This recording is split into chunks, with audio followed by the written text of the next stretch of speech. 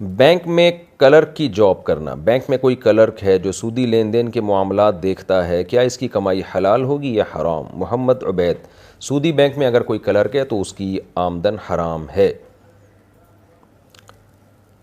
بالی would میں accountant کی job, میں بالی ووڈ فلم انڈسٹری میں اکاؤنٹنٹ کی جاب کرتا ہوں، اس میں جتنا بھی خرچہ ہو رہا ہے فلم بنانے میں اس کا سارا حساب و کتاب میں کرتا ہوں، کیا اس سے کمایا ہوا پیسہ میرے لیے جائز ہے یا نہیں؟ محمد عبید، جائز نہیں ہے۔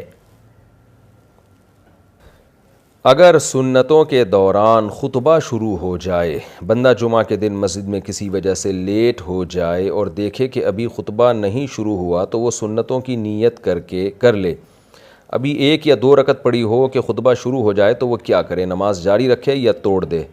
مدثر صاحب کشمیر سے، اس کو چاہیے کہ بہت مختصر کر کے جلدی سے نماز کمپلیٹ کر لے۔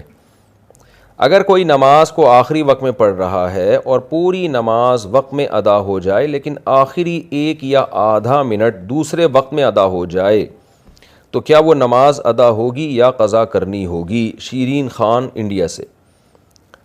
تو نماز دیکھیں، اگر قضا وقت میں بھی کچھ نماز ہو گئی تو نماز ہو گئی اس کی، تو اور اس بحث میں پڑھنے کی ضرورت ہی نہیں ہے کہ ادا ہوئی یا قضا ہوئی، کیونکہ چاہے ادا کی نیت سے پڑھی ہو قضا کی نیت سے پڑھی ہو، نماز بہرحال ادا اس کی ہو جائے گی۔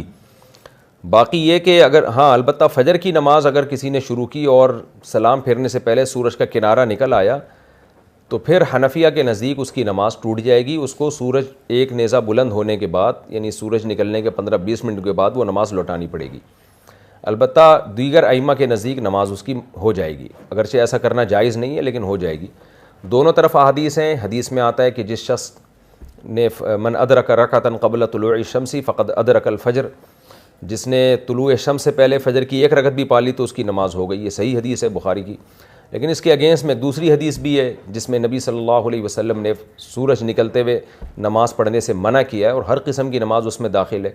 تو دونوں حدیثوں میں تعارض کی وجہ سے کہ احناف نے احتیاط والے پہلو پر عمل کیا کہ اگر ذرا بھی کنارہ سورج کے نکل آیا تو نماز آپ کی فاسد ہو جائے گی، آپ پر لازم ہے کہ یہ نماز آپ دوبارہ لوٹائیں۔ یہ فجر میں ہے، باقی سب نمازیں ہو جاتی ہیں، لیکن جائز نہیں ہے اتنی تاخیر کرنا کہ نماز کا ایک حصہ بھی قضا ہو۔